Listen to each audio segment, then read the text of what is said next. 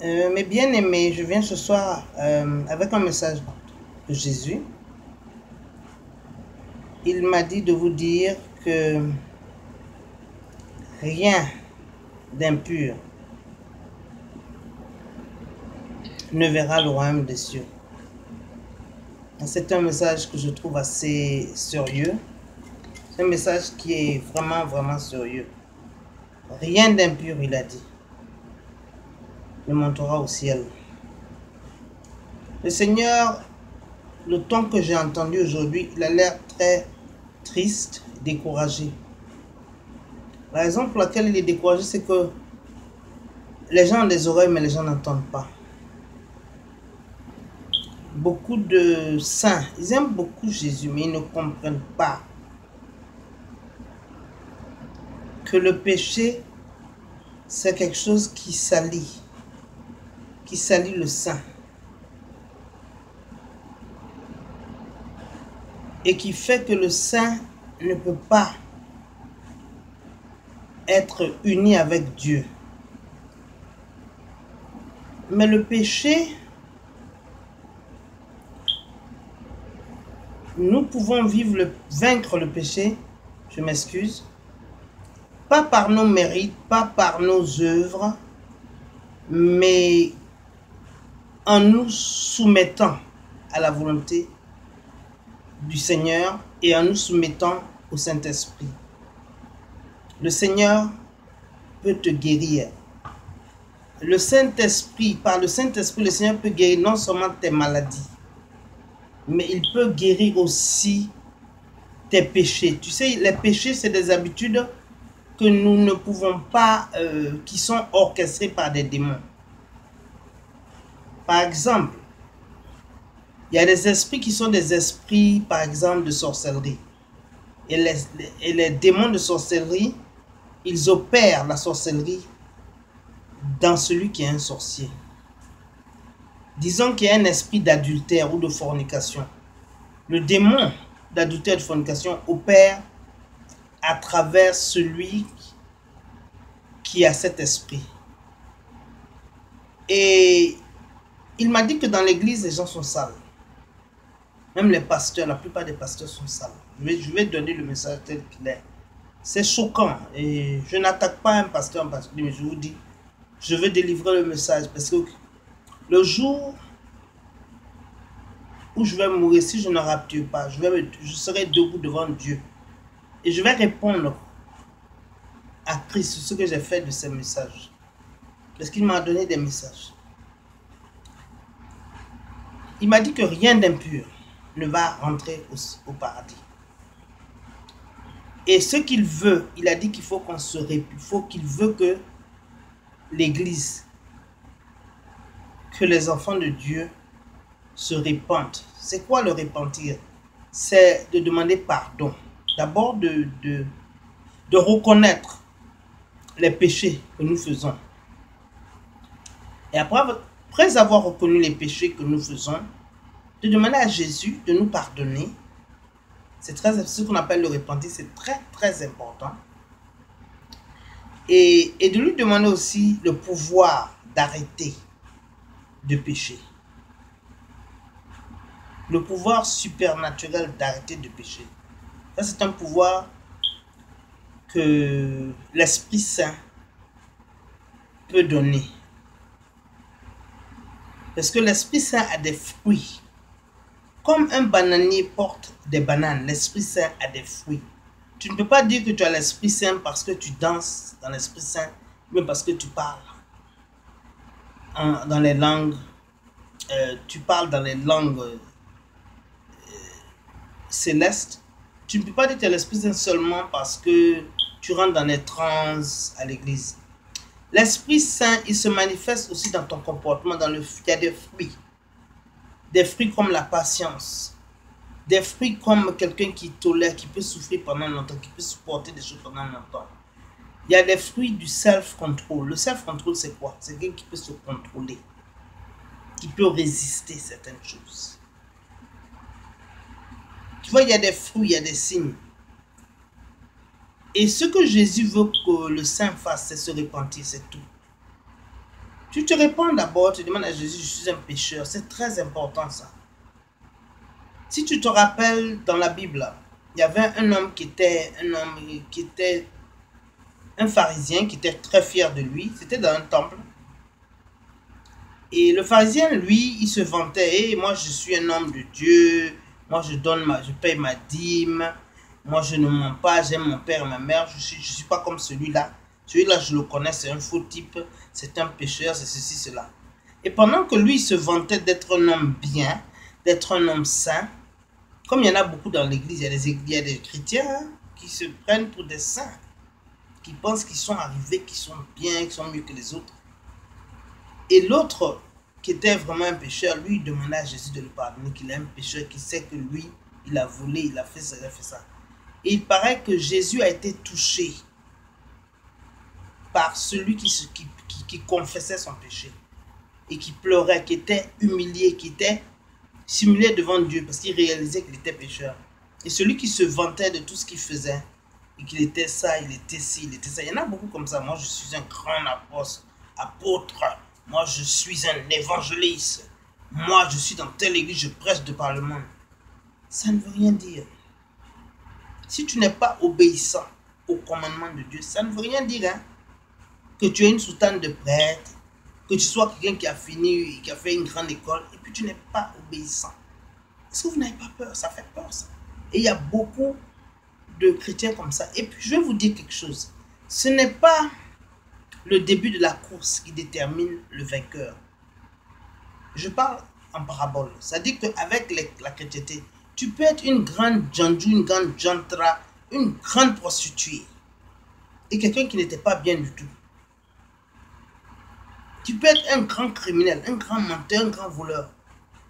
Mais à la fin de ta vie, tu te répands et tu rentreras au paradis où tu vas pouvoir rapturer.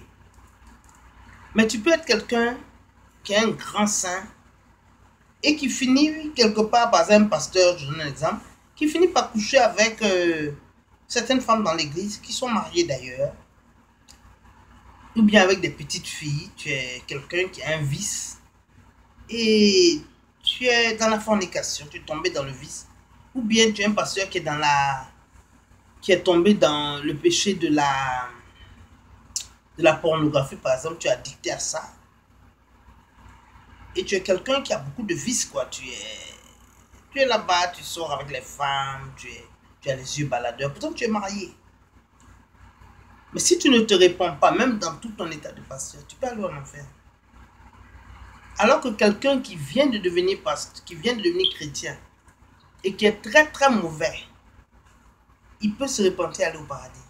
Même quelqu'un comme Botnecker, le général Botnecker, je ne sais pas si vous avez entendu parler de celui qui était un sorcier, qui a tué beaucoup de gens. Un gars comme ça, il y a beaucoup de gens comme ça, que nous, le monde, nous condamnons, nous ne pardonnons pas. Est-ce que tu sais que c'est des gens que tu peux retrouver au paradis? Les gens seront étonnés, hein? Les gens qui seront au paradis, il y a des gens qu'on ne sait même pas qu'ils seront au paradis, des grands criminels, qui ont tué même, qui sont partis en prison, qui ont rencontré Jésus en prison et qui ont demandé pardon. Est-ce que vous savez qu'il y a des surprises au paradis? Et il y a des grands saints que tu vas aller, ils ne sont pas là-bas.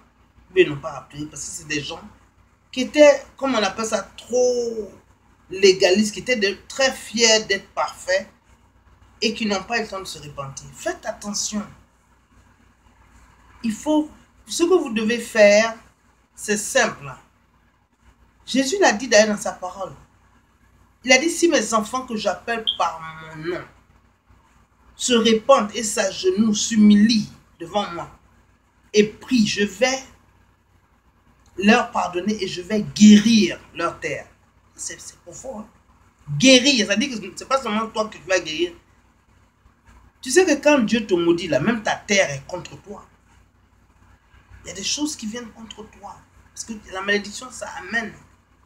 Ça peut même envoyer des gens qui viennent dans ton pays même et qui ont la victoire sur toi. Il faut lire la Bible. Qui te battent des guerres, des choses comme ça, où toi-même, tu ne gagnes pas. Des fois, c'est parce que la colère de Dieu est sur toi. Ouais. Je ne m'adresse à personne en particulier, mais je vous dis que la colère de Dieu, ça se manifeste dans beaucoup de choses. Parce que dans la Bible, il y a beaucoup d'instances Pour le peuple de Dieu, pendant l'exode, ils étaient attaqués par des gens étrangers. Et puis, ils priaient, mais ils ne gagnaient pas. Ils ont en train de perdre la bataille. Et qu'est-ce qu'ils ont fait?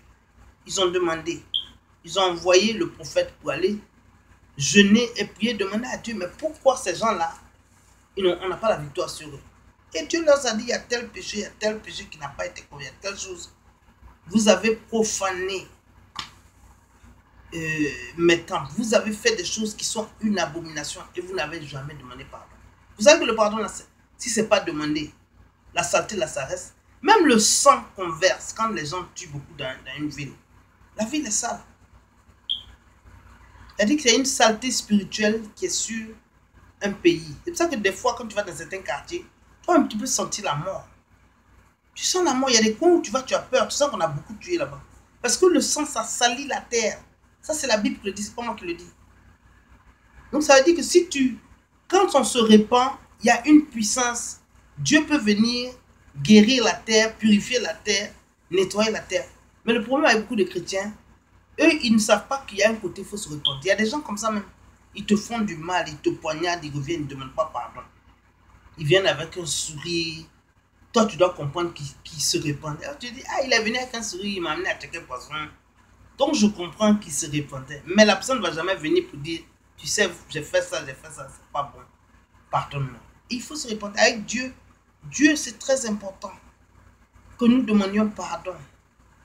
Il a dit que si mon peuple vient qui demande pardon, je vais non seulement les pardonner, je vais les restaurer et puis je vais guérir leur terre. Ça veut dire qu'il va, si c'est une terre maudite, ça va devenir une terre bénite. Vous comprenez ça? Ça veut dire qu'une famille maudite même, si nous-mêmes on se répand, on vient demander pardon même pour ce que nos aïeux ont fait.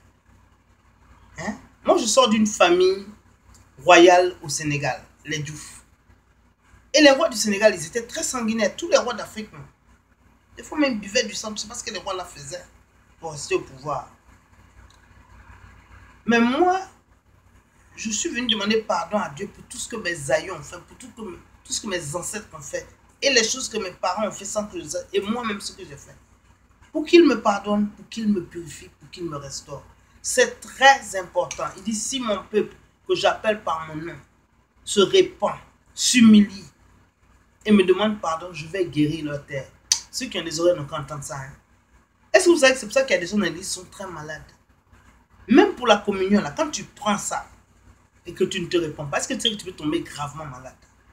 Gravement malade. Parce que l'Esprit Saint qui est là, ça peut te maudire, ça peut devenir du gopo pour toi. C'est-à-dire que ça devient du poison. C'est même pas la peine de prendre la communion. Parce que Dieu, il est saint. Et quand tu vas dans sa maison, tu bois tu bois le vin, tu prends le charisme, mais tu prends ça sans repentir. Tu fais des péchés en péché. Tu dis, Dieu, Jésus est mort pour des péchés. Il ne faut pas écouter ça. Hein? C'est pour ça que le message de la grâce, ça me fait peur.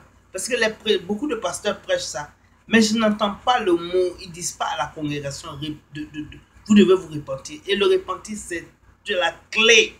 Même de la guérison. C'est la clé. Il y a un pasteur, il avait dans son église son bras droit qui était son assistant pasteur, son enfant. Elle était très malade, elle avait une maladie incurable. Elle allait mourir même. Donc ils ont prié pour elle, Quand on prie, ça va, mais quand on repart, ça redevient plus grave. Puis à un moment, quand on prie, ça n'allait pas. Et un jour, ils étaient là, comme l'enfant était presque en train de mourir, ils ont pris l'enfant à l'hôtel aussi pour faire une prière à l'église. Une grande église, hein, ici aux États-Unis. 5000 membres. L'église s'appelle Jubilee. Ils ont pris l'enfant. Ils ont essayé de prier et l'Esprit Saint a parlé au pasteur. Il lui a dit non. On ne peut pas prier pour cet enfant. Je ne peux pas accepter. L'enfant là, il a été élevé à l'église. Il a été dédié à sa naissance. Son papa lui a parlé de Jésus. On lui a parlé de la Bible. Toute sa vie, on ne faisait que parler de ça. Mais il n'est plus sensible. C'est comme si il est anesthésié aux choses de Dieu et puis il n'a pas d'intérêt. Il a dit, cet enfant ne m'aime pas. Et vous demandez qu'il soit guéri, mais il est malade parce qu'il est pécheur. Il a fait des choses qui l'ont maudit et puis qui l'ont rendu malade. Et vous demandez que je le guérisse, mais lui-même, il ne se répand pas. Comment il va guérir? Il faut qu'il se répande. L'enfant là est assez grand. C'était un enfant qui avait 18 ans. Il a dit, quand il était un bébé, vous pouvez prier pour lui, je peux le guérir. Mais maintenant qu'il est un homme, il faut qu'il se répande. de lui-même. Et là, je vais le guérir. Parce que où il est là, il n'est pas avec moi, il n'est même pas sauvé. Est-ce que tu sais que ton nom, là, ça peut être écrit dans le livre de la vie et puis ça peut être retiré du livre de la vie? Ça, c'est ces mystères que je vous dis. Hein. Il y a des choses que beaucoup de gens ne comprennent pas. Il y a des choses qu'on ne prêche pas à l'église. C'est ça qui fait pitié. Les gens ne prêchent pas correctement. Hein? Donc, ils sont partis. Quand le pasteur a entendu ça, il a dit arrêtez, arrêtez. L'Esprit Saint me dit que il est parti se recueillir. Il est revenu. Mais ils ont prié pour cet enfant. On a pris l'enfant de côté. On lui a dit, le pasteur lui a dit, voilà ce que l'Éternel a dit, que toi, tu n'es pas avec lui, tu viens à l'église parce que tes parents, bon, si tu ne vas pas à l'église, ils vont te sortir de la maison. Mais toi-même, tu n'aimes pas les choses de Dieu, tu n'aimes pas ça. Et l'enfant là a commencé à pleurer, l'enfant a eu peur. L'enfant dit, c'est vrai, je suis dedans, mais je ne suis pas... C'est vrai, je reconnais ça, qu'il y a longtemps que je ne suis pas intéressé par les choses de Dieu. Ça m'ennuie, je viens parce que je n'ai pas le choix. Parce que mon père m'a promis que si on va pas, il va me chasser de la maison. Mais moi, je ne suis plus dedans. Le pasteur a dit, c'est pas possible. C'est pour ça que tu ne guéris pas. Tu es presque mort, tu es là. Donc, il a demandé à l'enfant, est-ce que tu veux une relation avec Jésus? Parce que tu veux la guérison. L'enfant a dit oui. Mais tu veux une guérison sans avoir la relation avec Jésus, ça ne va pas se passer. Je vais te dire la vérité. Jésus a dit que tu ne seras pas guéri. Il faut que tu aies une relation avec lui. Donc, l'enfant a commencé à pleurer. L'enfant s'est repenti. L'enfant a demandé au pasteur qui veut accepter Jésus. Il a repris, il a accepté Jésus. On a prié pour lui. Je vous dis que l'enfant a été guéri. Il a eu un miracle. Quand il est reparti à l'hôpital, une maladie incurable, je ne sais pas si c'était le sida. On ne nous a pas dit le contexte. Mais je vais vous dire que ce l'enfant a été guéri. C'est comme ça même pour aller au paradis. Nous devons être repentants. Et quand tu te repens, l'Esprit Saint, Dieu, Jésus va envoyer son Esprit. L'Esprit va te donner la puissance de devenir un enfant de Dieu. C'est-à-dire devenir saint. Devenir quelqu'un qui marche dans l'intégrité de Dieu. Quelqu'un qui change. Quelqu'un qui devient né de nouveau. Quelqu'un qui a l'Esprit Saint. Ce sont ces qualités-là qui est sanctifié. Ce sont ces qualités qui font que quelqu'un peut être rapturé. Mais les qualités là, c'est pas quelque chose que tu as besoin de travailler. Jésus a payé le prix. Tu n'as pas besoin de... Tout ce que tu dois faire, c'est se repentir, demander pardon et reconnaître tes péchés. Maintenant, s'il y a des péchés que tu n'es pas sûr que tu ne reconnais pas, tout ce que tu dois faire, c'est simple. Tu demandes à Jésus. Tu dis, Jésus-Christ, je viens à toi, je sais que je suis un pécheur. S'il y a des péchés dans ma vie qui m'empêcheront de devenir prêt pour la rapture, ou bien qui vont m'empêcher d'aller au paradis quand je vais mourir, Seigneur, je prie que tu me donnes d'être conscient de ces péchés, tu me les exposes, tu fasses que je sache mes péchés, et que, ça c'est un, Jésus va te faire savoir quels sont tes péchés. Deuxièmement, tu me nettoies de mes péchés. C'est tout ce que tu dois faire, demander à Jésus de te montrer. Tu vois, des fois on a peur, parce que nous-mêmes on sait qu'on n'est pas correct. On a peur de demander à Jésus de nous dire nos péchés. Mais si tu lui demandes tes péchés, il va te le dire. Lui-même, il veut que tu sois corrigé. C'est ce que les pasteurs ne prêchent pas. Moi, j'ai peur pour eux. Hey, j'ai peur pour eux. Quand la rapture va venir et qu'ils vont rater la rapture avec leurs faux prêches, des fois, ils sont là-bas dans l'église à critiquer les gens dans l'église pour dire que c'est l'Esprit qui parle. Les gens ne sont pas bêtes. Des fois, même, tu sais que les gens se moquent de toi dans l'église. Le pasteur, son prêche, c'est dirigé vers quelqu'un. Et ils disent que ce n'est pas eux, c'est l'Esprit Saint. Non. L'Esprit Saint qui est là, l'Esprit Saint exhorte. L'Esprit Saint confronte. L'Esprit Saint convict. C'est-à-dire que dans ton cœur, l'Esprit Saint fait que tu sais que tu es pécheur. Mais l'Esprit Saint ne ridiculise pas et ne calomnie pas les gens. Ne vous moquez pas de l'Esprit Saint quand même. Hein? Les gens savent. Je ne dis pas que l'Esprit Saint dit toutes les bonnes choses. Des fois, quand l'Esprit Saint te convict, ça te dit quelque chose que tu n'as pas envie d'entendre, mais tu as besoin d'entendre ça. Je ne parle pas de ça, mais il y a des églises vraiment où les pasteurs critiquent les gens en utilisant l'Esprit Saint. En se cachant derrière l'Esprit Saint. Et puis on sait ça. Ce n'est pas tous les pasteurs qui font ça. Il y a des pasteurs qui parlent et qui disent la vérité. Il y a des membres de l'église qui ne veulent pas la vérité. Mais la Bible est claire. Que tu connaîtras la vérité et la vérité te libérera. Libérera. Le mot liberté là. C'est très profond. C'est un mot puissant. Hein? Mais il y en a qui n'aiment pas la vérité. Et chez nous en Afrique, oh, ça c'est une bonne personne. Elle ne parle pas au... Oh, lui, c'est un homme bien, mon enfant, là, il ne parle pas. Est-ce que tu sais que celui qui parle, il parle pas, il peut être un grand sorcier, quelqu'un de très méchant. Vous faites rien, vous les Africains, là. Il ne parle pas ou il ne parle pas. Toi, tu n'as pas peur de quelqu'un qui ne parle pas? Mais lui, là, quand le couteau va venir, tu ne sauras pas d'où vient le couteau. Les gens qui ne parlent pas sont très dangereux. Je ne dis pas qu'ils sont toujours mauvais, mais ne pas parler ne veut pas dire qu'on est bon. Africains, réveillons-nous. Ils ne parlent pas, elles ne parlent pas. Des fois, les gens les plus mauvais, les plus grands sorciers, sont très calmes. Ce sont des silencieux.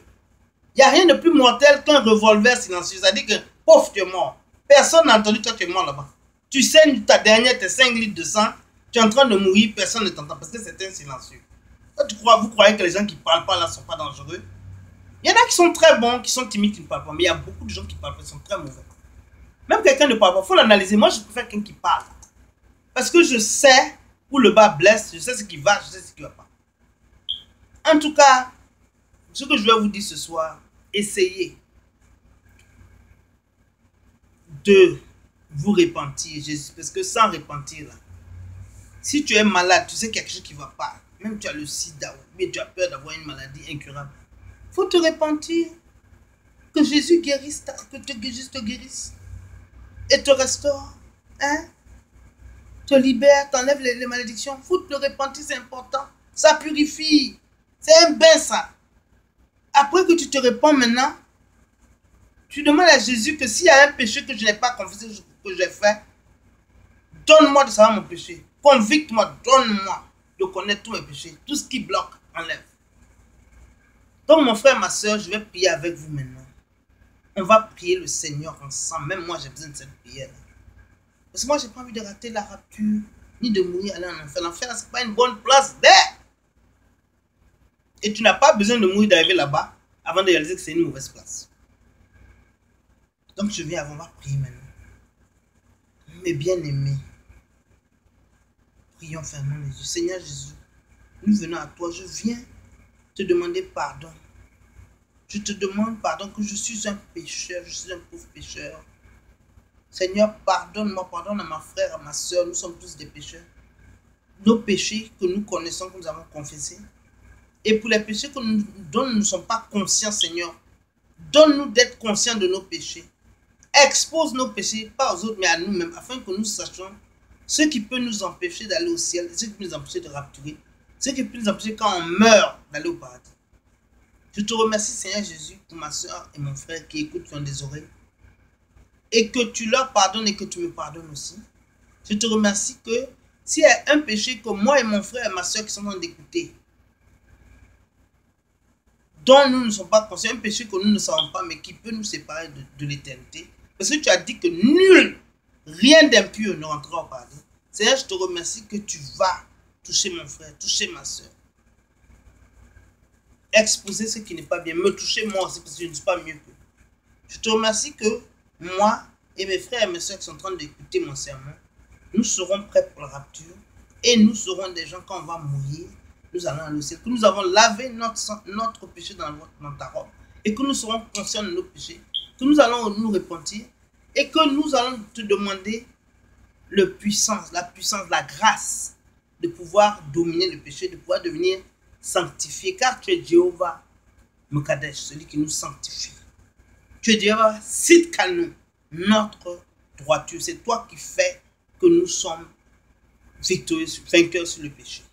Et je te remercie pour la victoire que tu donnes sur le péché, pour le fait que tu nous donnes d'être conscients de nos péchés, que tu nous donnes de savoir nos péchés et que tu nous donnes aussi de nous repentir. Seigneur Jésus, tu nous donnes la force d'arrêter de tous ces péchés, la force surnaturelle que nul ne mérite et que nul ne peut se vanter, que moi et mon frère et ma soeur, nous n'avons jamais nous vanter pour dire que nous avons été sauvés par notre force, mais que nous donne la force de devenir tes enfants, la grâce de devenir tes enfants, qui est la grâce.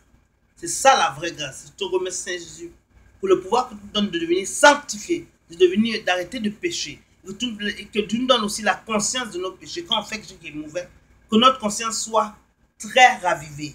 Je te remercie parce que quand nous allons mourir, moi et mon frère et ma soeur, nous allons aller au paradis si tu ne viens pas tout seul. Et que si tu viens, nous allons monter au son de la trompette dans l'air et nous serons rapturés. À partir d'aujourd'hui, nous sommes prêts pour la rapture. Parce que nous avons prié, que nous avons cru au nom de Jésus-Christ. Amen. Oh, c'est une merveilleuse prière. Soyez bénis, mes bien-aimés. Ok, passez une bonne soirée. Je vous aime. Bye bye. Bonne nuit. Bonsoir.